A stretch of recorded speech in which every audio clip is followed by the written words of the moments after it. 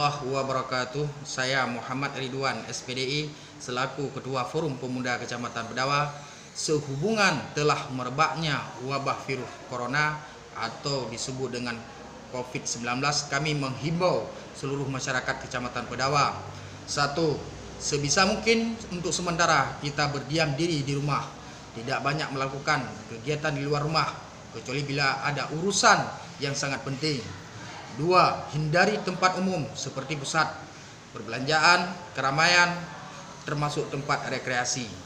Tiga, usahakan di waktu pagi hari berada di ruang terbuka atau di bawah sinar matahari.